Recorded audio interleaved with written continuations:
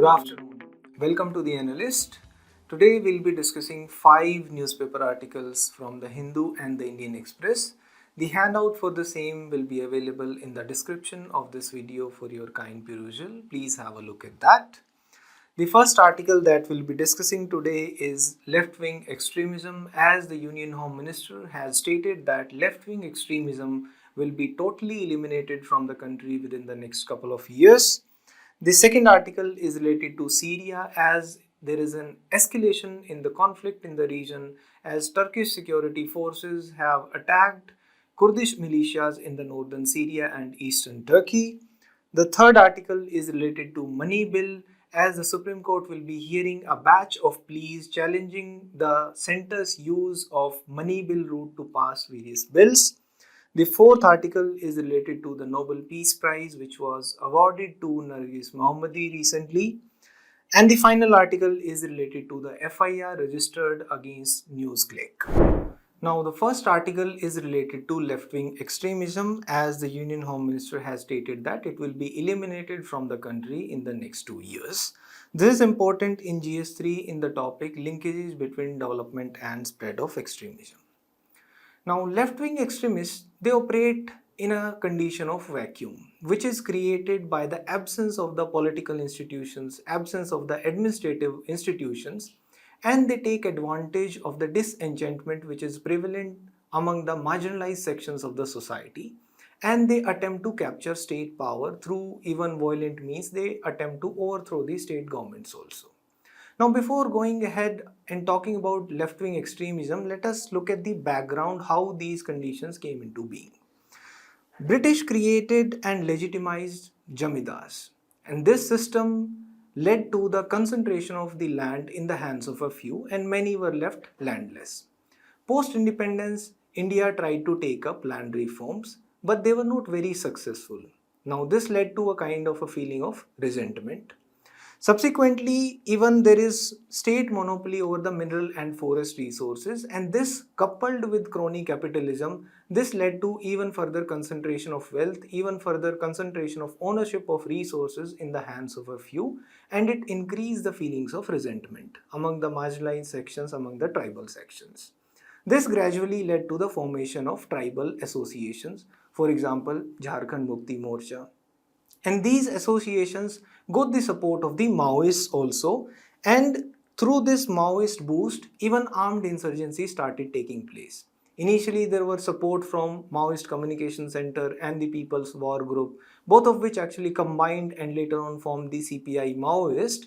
And this armed insurgency rejected the parliamentary politics, and they started spreading Maoist propaganda also. And this combined with the state failure to ensure basic amenities led to the rise of left-wing extremism in certain states. For example, if we look at the spread, it is prevalent along the red corridor, as is observed in this map, broadly in 10 states.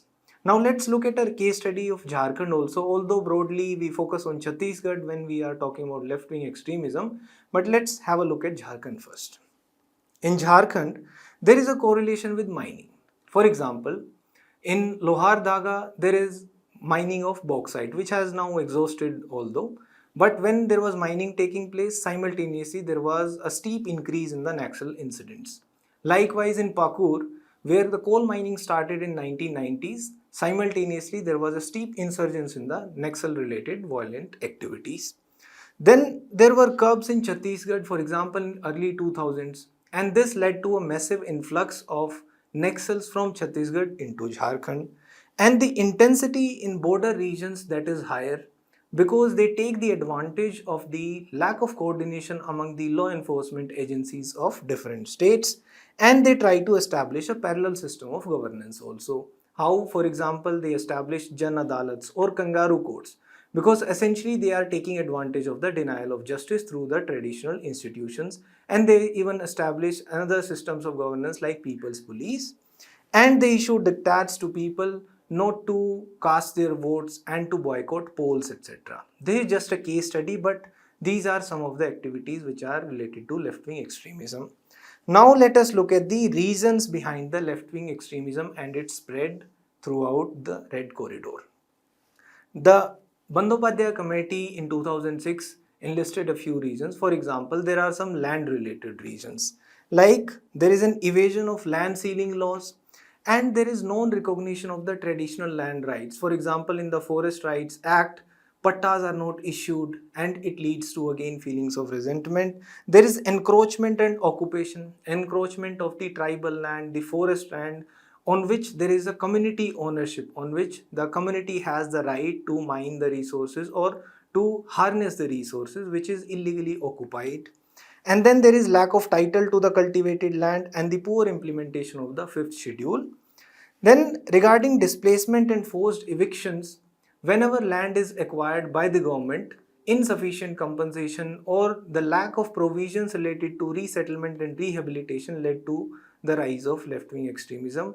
The resettlement and rehabilitation, they came into picture after the 2013 Act, the Land Acquisition Act only.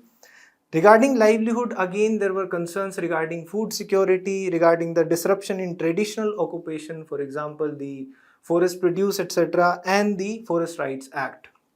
Then regarding social exclusion, again there is loss of dignity and even practice of untouchability and poor implementation of the statutory safeguards in the backward regions. Plus, on top of it, there are governance related issues, for example, corruption and lack of last mile delivery of the government schemes for the welfare of the backward and tribal sections of society, and misuse of power, and also the government officials, they inherently lack motivation in implementation. Now let us also look at the nature and dynamics of the left-wing extremism. Looking at its nature, it is largely agrarian and therefore earlier it was prevalent in the rural areas, mostly in the backward sections, but later on they even started harnessing the urban areas also. In the urban areas, they started creating frontal organizations to further their propaganda and also to recruit political revolutionaries, to generate funds, etc. They seek to mobilize and discontent and misgovernance, and therefore they are harnessing that disenchantment among the sections of society. They create conditions for the non-functioning of government by mobilizing the people who are feeling discriminated against, and they are creating a fear in the law-abiding citizens by resorting to violence also. Thus, they are essentially disrupting the developmental work. When we look at the dynamics of the left-wing extremism, the central theme remains the violence, the armed insurgency to overthrow the existing government, and they resort to guerrilla warfare in the lower levels of government. They resort to killing of the workers involved in Panchayati Raj institutions, the Panchayati Raj institution officials, party workers, and this leads to a kind of a vacuum at the grassroots level and the governance is missing, and they project the rich, the capitalist as a class enemy, and their purpose, the said purpose is annihilation of the class enemy. They resort to recruitment and propaganda through coercing some people who do not believe in that ideology and by radicalizing others through the disinformation campaigns, and they establish frontal organizations. Now, what do these frontal organizations do? They take up issues like human rights violation by security forces, corporate exploitation, and traditional tribal displacement. They use the state structure to further Maoist propaganda. For example, they establish urban centers. They establish urban shelters for the Maoists to further their propaganda, and they seek funds from the urban radicalized people, and they provide also a democratic platform to cover up the kind of totalitarian, kind of oppressive Maoist ideology. Now, Maoist ideology essentially means that they wish to capture the state power by using armed means, by using armed insurrection and violence. Now, let us look at the data and status also for left-wing extremism in India. From 2010 to 2021, there has been a reduction in the incidence of Naxal violence by 77%. The deaths have also reduced by 85%, the deaths of civilian and security forces, and geographically looking, the violence spread has reduced from 96 districts to only 46 districts. In 2021, 90% of the total deaths of the security personnel were in Chhattisgarh only, that is 45 out of 50, and the remaining 5 were in Jharkhand. Therefore, we can broadly say that in these two states, most of the deaths of security personnel are taking place. And the most left-wing extremist affected districts, they have come down to only 25 in 2021.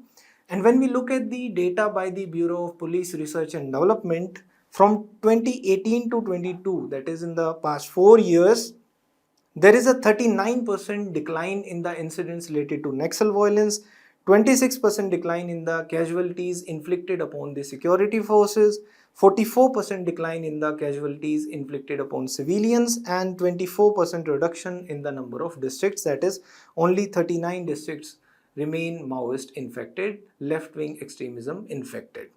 You can use this data from this infographics also. Now, what are the government interventions for tackling the left-wing extremism? Let us look at first some case studies, how we have experimented while tackling this scourge.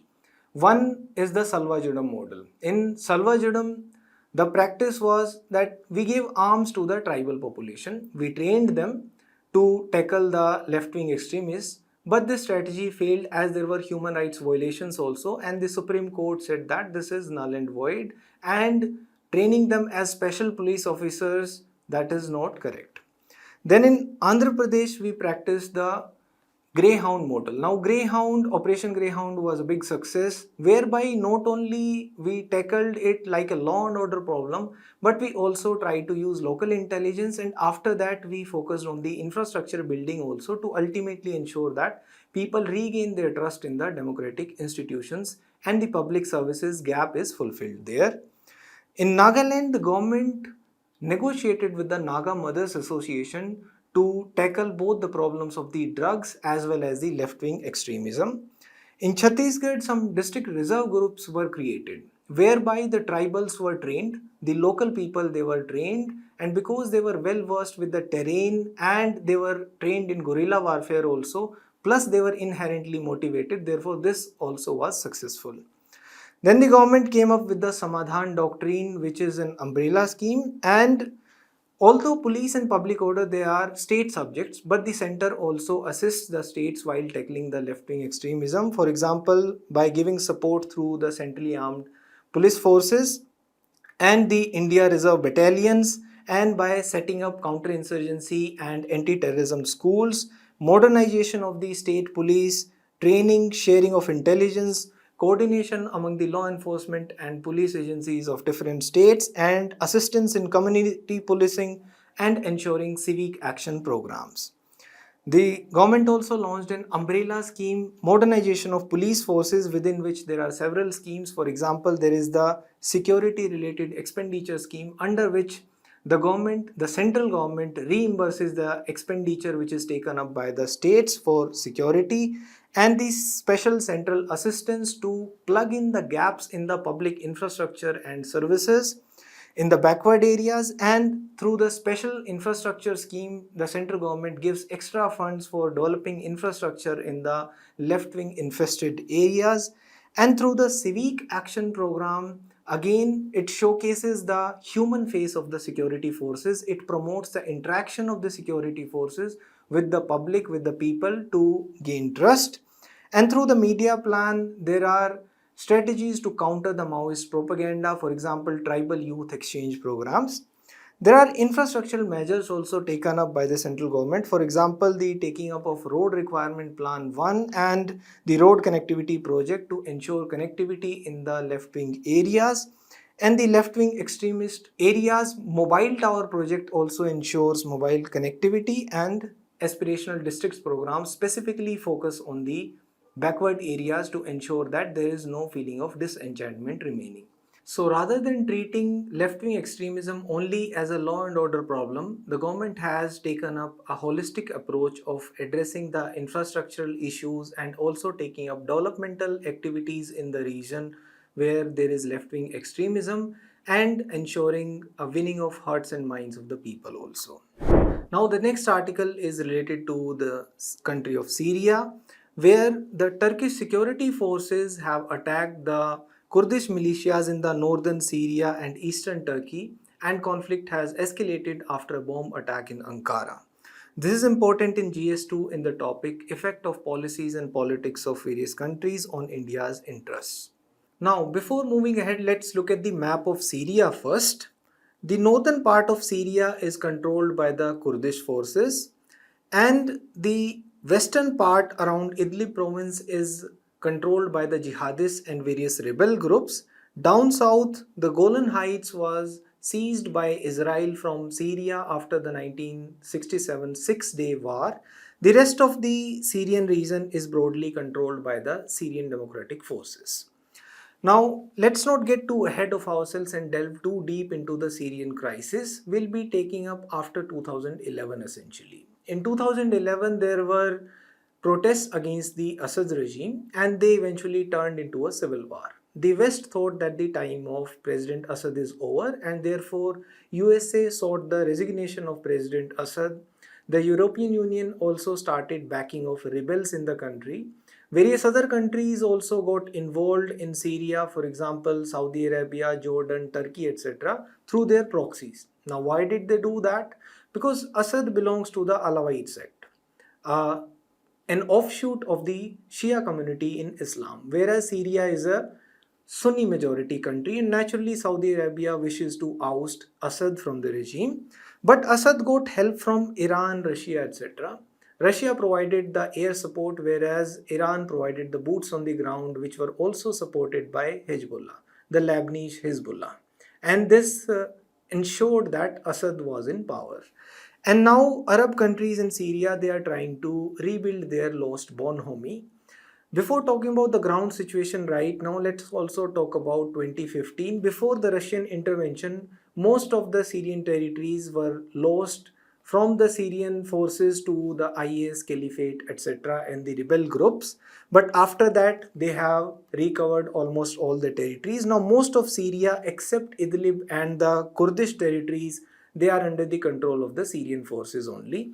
The Kurds, they enjoy an autonomy in the border region with Turkey, whereas the Idlib province, that is still controlled by the jihadists and the rebel groups.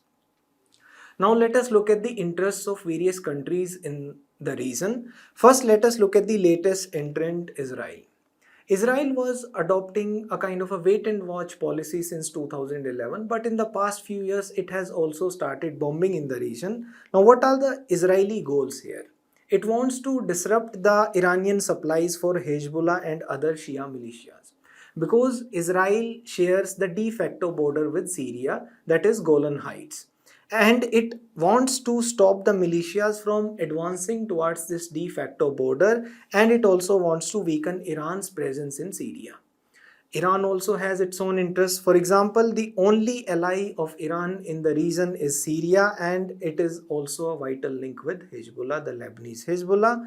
And to ensure that it extends its military influence from Tehran to Damascus, Baghdad, all the way to southern Lebanon, it wishes to ensure that it has control in the region.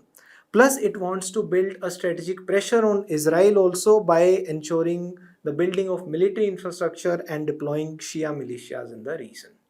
Let us also look at the interests of Turkey. President Erdogan wishes to create a kind of a buffer zone, a safe zone, a 30-kilometer wide zone along the border between Turkey and Syria, where he wishes to resettle some Syrian refugees. Because after the Syrian crisis, there was a huge influx of the Syrian refugees into Turkey also, and this led to a kind of a demographic crisis. And now Erdogan wants to drive out the Kurdish People's Protection Units out of this buffer zone, and it wants to drive out the YPG militia from this buffer zone and use this like a safe zone where it will resettle the Syrian refugees. Russia also has its own interests in the region. In the short run, it wants to salvage the regime. It wants to support President Assad because it will bolster Russia's position in West Asia, because its only naval base in West Asia is the Tartus naval facility located in Syria. And Russia also wants to send a message to its rivals in the West. But in the long run, Russia does not want to get stuck here like it did in Afghanistan. Soviet got stuck in Afghanistan. Later on, even USA also got stuck in Afghanistan. So simultaneously, it is also pressing President Assad for a lasting political solution, so that ultimately there is no collapse, there is no chaos, because else it will become a breeding ground for terrorists again. Now, let us look at the withdrawal of USA also. USA did not want to bomb Damascus, which the allies were putting pressure on USA for, because it had experienced the fate of Iraq and Libya, where the interventionist policies failed and it did not want to experiment the same again, and therefore it took up a cautious approach here. Because if interventionism here fails, it will lead to the consolidation of IS and further expansion of caliphate, etc. Plus, it will further worsen the refugee crisis, and the West wishes to first find a solution to this refugee crisis. Simultaneously, there was also a boom in the shale oil production in USA. Because USA started exploring shale oil domestically, therefore, it was less and less dependent upon West Asia for its energy needs, for its oil needs. Therefore, one school of thought in USA says that USA is overweighted in the Middle East and underweighted in Asia. Therefore, it is geopolitically rebalancing. It is now increasing its focus in the Asian region, in the Indo-Pacific region. But because of this withdrawal of USA from the region, this has led to Kurds being left vulnerable. They were the actual unsung heroes, because when USA was bombing the IS in Syria, it was not proving very effective until the Kurds provided the boots on the ground. That only led to the success. Now, in the long run, what matters is the political reforms. Is Assad willing to usher in political reforms? And what will happen to the Kurdish question? Right now, it is experiencing an autonomous region. And what will happen to the Idlib province, which is still controlled to the jihadists and the rebel groups? So essentially in the West Asia, we can say the game in Syria, it's like a game of chicken, and there are forces of instability at play, and no one really knows how the map of West Asia will look like once the dust really settles. When we look at the Indian interests in the region, we are broadly worried about our energy security needs because we import 80% of our oil, and most of which comes from West Asia. Simultaneously, we are wary of terrorist threats also, and we wish to also expand our region influence to become a global power too. Now the next article is related to money bill, as a 7-judge bench of Supreme Court will hear a batch of pleas challenging the centre's use of money bill route to pass key legislations. This is important in GS2 in the topic Parliament and state legislatures and their functioning. Now, primacy of people's house is enshrined within the constitution, and when it comes to decision making related to financial matters, it has to be accorded primacy. Therefore, Article 110 also accords primacy to the Lok Sabha. Article 110 subclause 1 subclauses A to F broadly deal with the provisions related to taxation, government receipt and expenditure, government borrowings and guarantees. Therefore, if a bill contains provisions related to these, it is to be termed as a money bill.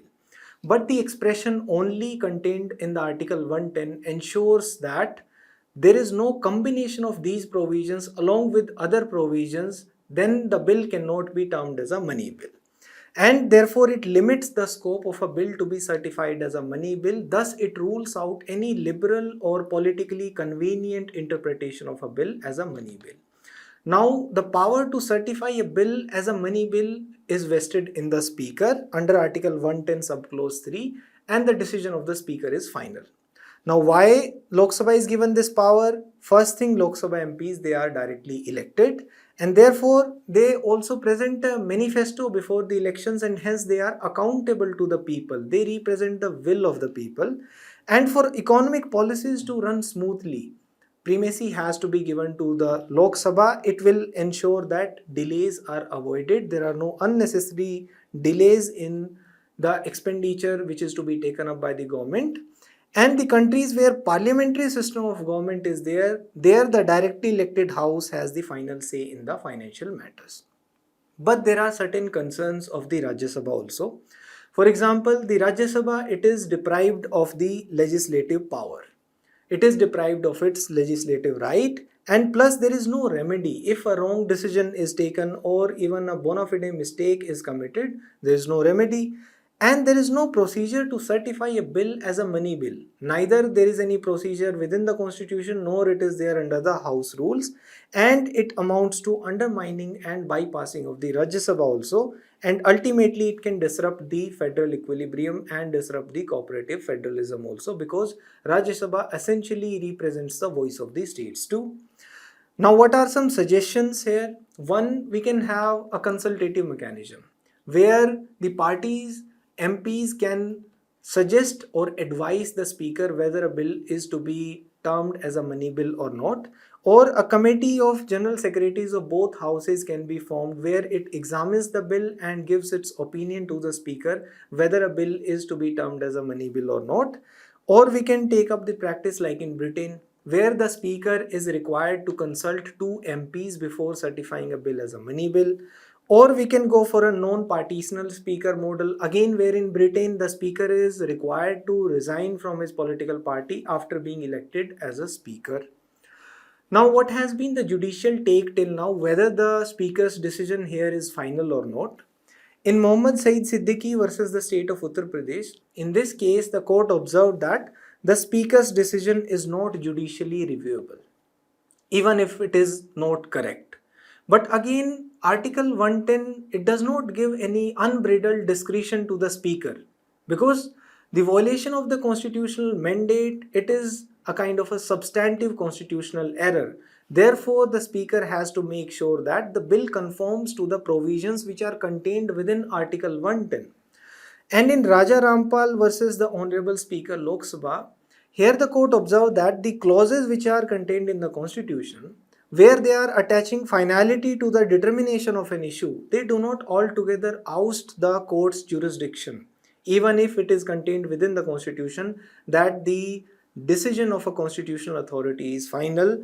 Here also the court can review if the choice is grossly illegal, if it disregards basic constitutional mandates, if the decision making is perverse, it is riddled with perversities, or the decision making is with dishonest intentions, etc. Also, when we look at Article 122, which grants immunity to the challenge to parliamentary proceedings only on the ground of procedural irregularities, here again, is a wrong decision a procedural irregularity? No, it is not. And plus, the apprehensions of partiality, they have to be allayed.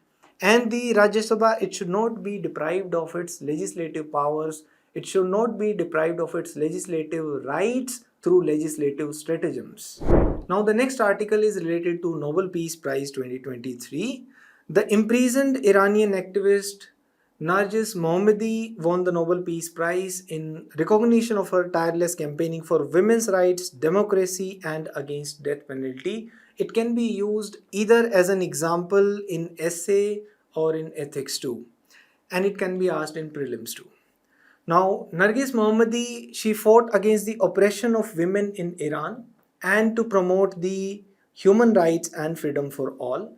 Last year, there were also protests in Iran against the death of Mahsa Amini. She was dead under the custody of Iran's morality police under suspicious circumstances. Initially, she was taken into custody for not wearing a hijab.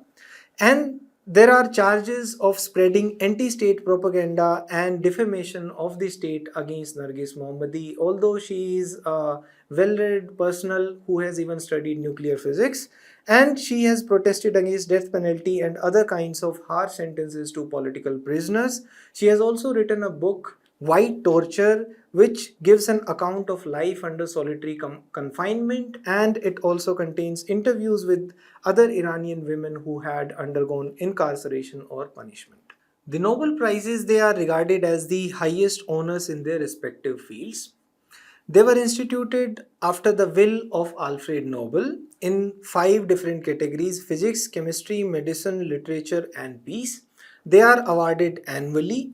Alfred Nobel was a Swedish chemist, engineer, and industrialist who invented dynamite. And the Economy Nobel Prize is not by Nobel, it is by the Bank of Sweden Prize in Economic Sciences.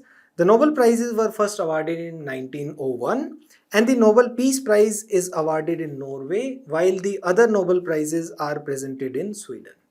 They are administered by the Nobel Foundation and the laureates are selected by the Royal Swedish Academy of Sciences.